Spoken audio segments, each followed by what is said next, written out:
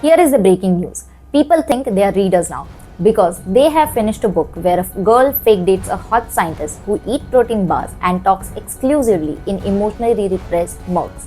Not Orwell, not Tolstoy, but a guy named Adam who wears flannel and says, "You matter to me" in page 27. And suddenly they are readers now.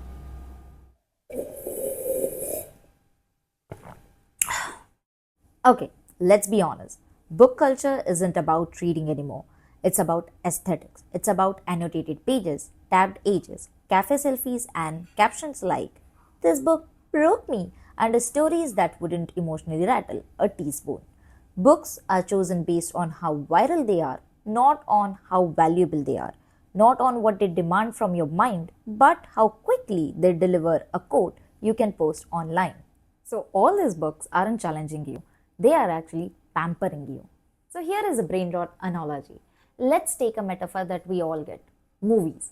We have Three Idiots, we have Sheep of Thesis, and then we have House for Four and Liger.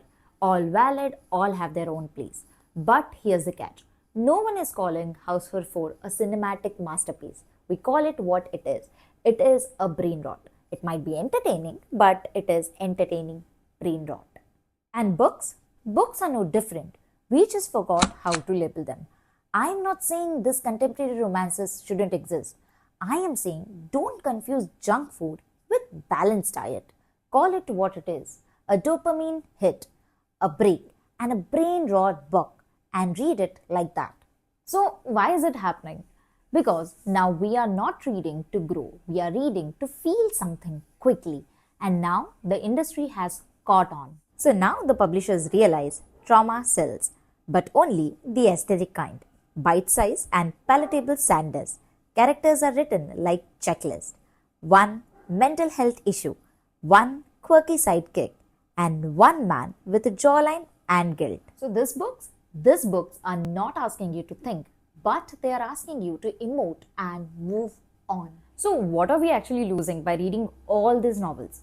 We actually have forgotten what literature is supposed to do. Kafka didn't write Metamorphosis for vibes.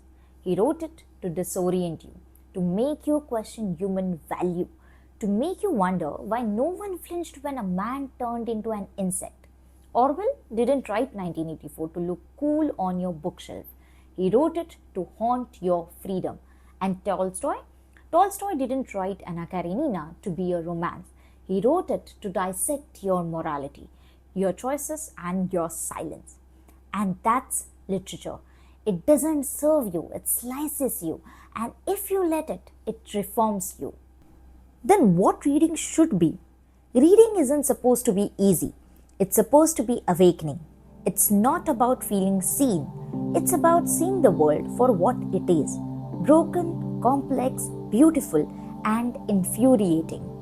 Reading should make you uncomfortable, should make you reconsider your opinions, and should make you reflect, not just react.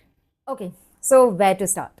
So, if you're done with the dopamine fiction and want to truly read, you can start here from my favorite book, that is Metamorphosis, for existential dread, Jane Eyre for quiet defiance, The Stranger for numbness turned philosophy, 1984 by George Orwell for hard truths, Animal Farm for political consciousness, Crime and Punishment for inner chaos, and Notes from Underground for radical honesty.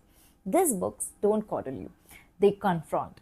You don't need another story where the guy heals her with forehead kisses.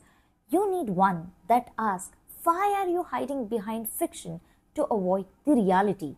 You don't need more curated pain. You need clarity, conflict, complexity. Books aren't just stories, they are puzzles, mirrors, access from the frozen sea inside us. Let's bring back books to the brain. So, if you are still here, I think you are actually not here for the aesthetic reads. So, if you are here for the real thing, so stick around. And if you like this video, please like, share, and subscribe to our channel so that you don't miss any content from our end.